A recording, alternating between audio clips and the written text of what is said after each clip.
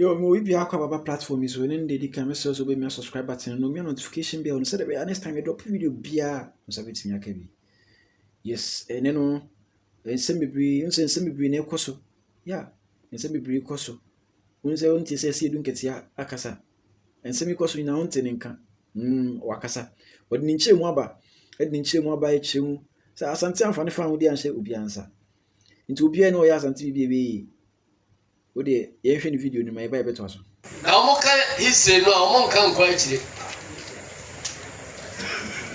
If we say somebody say obi eba beka say ebra na nipa bi no mo ekwa prefer hodie no na Asante fon kan ho. Osafo mafu. Ye tell say colonization no ba no na Asante nka ho abrofo no bond of 1844 no otumfo no man san bi enti o man fa Asante man anko ankoje colony bi ase enti na the colony no central region any eastern region for any western region for woman na cotton sign krata say Asante man tete woman enti obroni me he omo so na yenta omo achi se ba se Asante man ezo icon e wo omo so a obroni atimi aboa a defend o enti na che se Asante man de eti eba bi a na independent enunti almost signing bond of 1844 na Asante sa na tie so se ekoduru ba bi a bond no eya da ne nkwaso no a wo mo pre aji wo mo wa free sa bond no ase no eno so party a wo mo di kan tie no na eye na juma wo colony num wo safo ho etu omukofa Kwame Nkrumah eba be ye general secretary no eno no ka se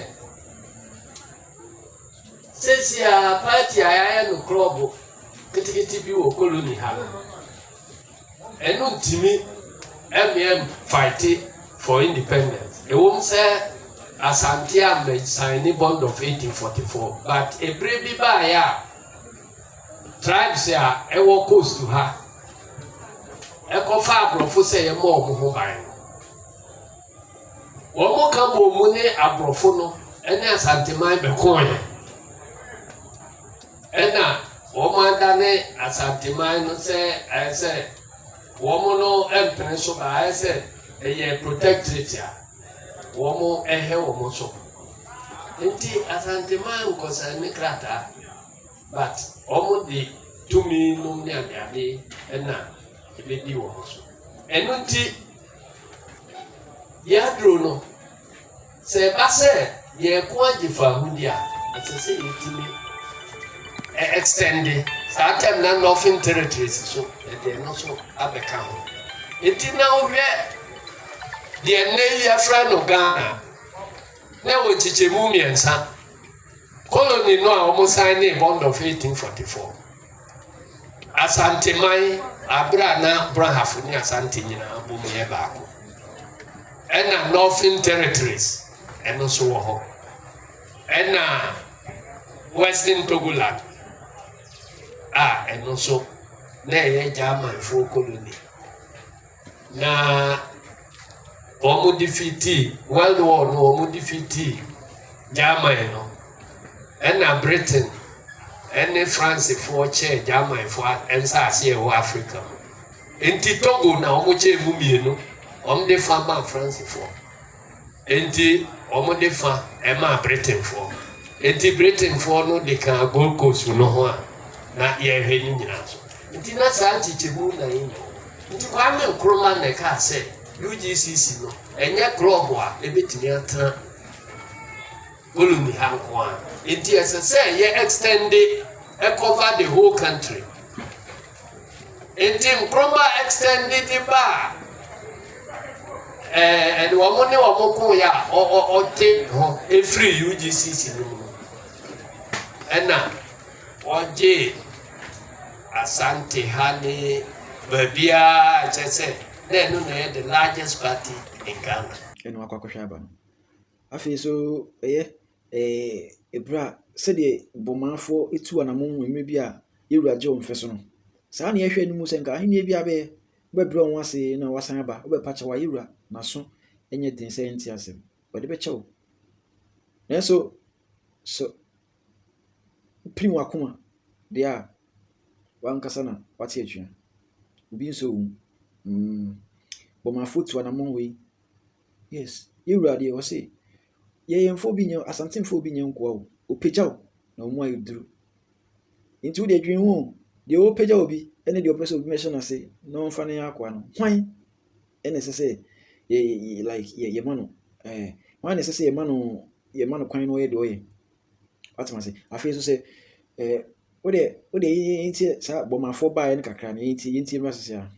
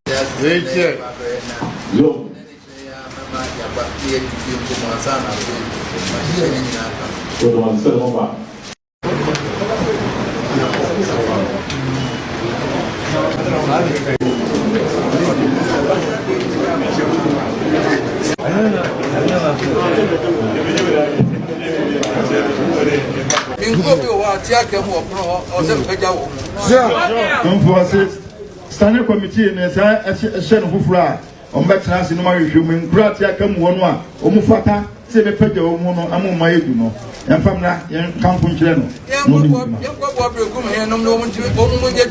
oh yeah no matime akọkọ na be kum hene no mo edu e wo Bono region ho so ya tie Bono East so ya tie kam nyina so obehwe ni nyina ya he na ontumo edu ho so oda me rena ya ewo mo yi bi oda me pede me ko kan bi ama so obehwe ho dia omo ye oso pede omo nyina so obepede omo na so obayi ne ye we bia ne ho sampa be ma bi wo Ghana ha se Jabe krom so ade ti ni apega no yo sia se jabe krom a wo ko to no asase no so no ade ti ni apega no ano so dia no ne enu firi hene yo amakwata ka se puno ene ye nkonko aso na bi obi ya akwa no ka se obi ba ya no kwata ka se puno ye nkonko aso obi afo obi anya akwa aha wo ba yi hu so ye hene ni wa ye mesho ase ma obi ku aja wa ajo how ba ye ni yesu so me Asantehene me so so me how ba Asantehene no amu ya me so o ma mo ye jam e wa ase na wo tra wa ka se me bre obi me shimase na wo tra ka se da me ple na mo obi emra me shimase ne se no on ka se bra ne be yakwa o peda no ya ma hene jam me pede ni ba ma ni mo ye dura na me bra me fe nya akwa me se me pede mo ye dura wo de no pede obi ama na ye ma hene ma ne mo ye du no wo to za o mpini mo ni pa ko na me ye wo akwa what be that Jom. Oh, banda ye nyina ye sum ha. No, ene banda omu nyina aha no musu. Nyina ha nya. Eno ko mo ni banda ha nyina aha no musu. Usa me pro ni ba wa na sum ha. Jom.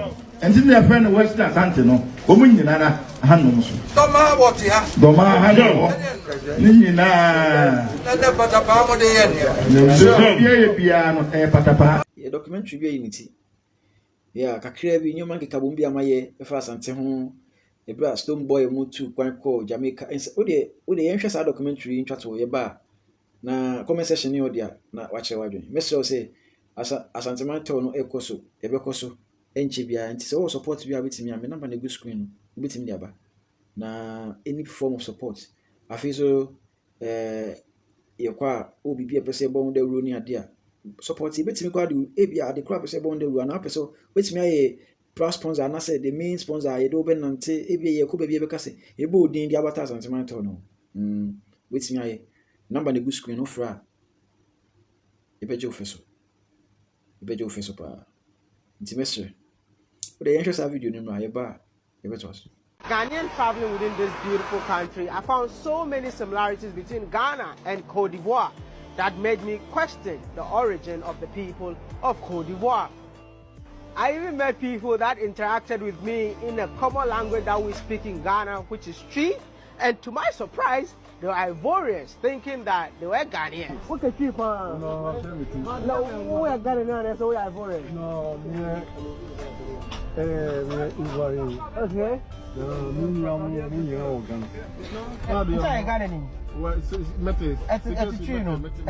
It's a tree. Now Ivorian and then Ghanaian. Oh wow. Is that Akwaba? Yes. Akwaba means what is your tribe in Ghana? I'm an Akan. Akan. In Ivory Coast again, I am Akan. Really? Why? In Ivory Coast we have 4 big groups. But we have 62 tribes. First, Akan group. Most of them provide from Ghana. We have similar culture. For example, you use Kente. Yeah. We use Kita. Kita and Kente are similar, just the name will change. Do you understand? For how? Do you understand? I really understand, yeah. Okay. It's why now we use Akwaba again to say welcome. You also say Akwaba, which is welcome. Asante Kingdom, and Ashanti. na say what Asante na nkasa kire o man ne dura kire ama ewiase afa na nyina aso sana Asantehene. A lot of people think that Ashanti Kingdom is Ashanti region. When we say Ashanti Kingdom, ebi wo Oti region. When we say Ashanti Kingdom, ebi wo Hafu. When we say Ashanti Kingdom, ebi wo Cote d'Ivoire. When we say Ashanti Kingdom, it goes to Jamaica. But and also too, a lot of people don't know that the connection between Ghana and Jamaica is so deep that you could travel from Ghana to Jamaica without a visa now. Quick. That's how. And even if you look at the flag, if you look at the flags, yeah, that's look how it's at Ghana's flag and you look at Jamaica's flag. Yeah. Same colors. Yeah, the Jamaican flag is said to have taken inspirations, which is right, from the Asante Kingdom flag. What's going on, people? Here is the Ashanti flag of Ghana. Have a look at the colours, yellow, black and green. Remind you of anything? This video is going to explore the impact Ghana has had on Jamaica, starting with Jamaica's national flag. Here's the story. Did the colours come from? Once again, oral tradition has it that the colours come from the Ashanti flag of Ghana, which, although not credited, seems likely as the colours represent the same thing. Have a look. This, coupled with historic Jamaican heroes being of Ghanaian descent and the impact tree has had on patois, is highly possible. And definitely the Ghanaian roots in Jamaica is very strong. Very strong. You know the Taki Falls. The Taki Falls is actually Techi Falls. Which is the chief of the Maroons once upon a time is what? Kojo. But we say Kojo, that's how we pronounce it. You know, and the Kwamis, and so it's really. And even in Jamaica, they have day names like they do in Africa, where the day you're born dictates your first name. Exactly. Right. So Kojo born on a Monday. Exactly. Kwame, like me, is born on a weekend, on a Saturday. When you hear patois, how much tree is in patois? Yes. Like, how much do you hear African dialect in the patois? I would say on the tonation and the accent and style, it's 100%. Yo, I'm going to wonder that there, you know. Yes, I didn't know I'm saying, boy, Brian, I lie, man. That's street. That's patois. Where you go? Yo, who going? Right. Sound the same to me. And then we have some of the specific lyrics and the words meaning the same things in Jamaica. Yeah, no akwakohaba no. And then say no, we kakra bi na me debre ho. And the aka na beba. Me so support Asantehene to no. Na me yadoma bia be fine. Na me nka obi a ho. Me da so hwe makra.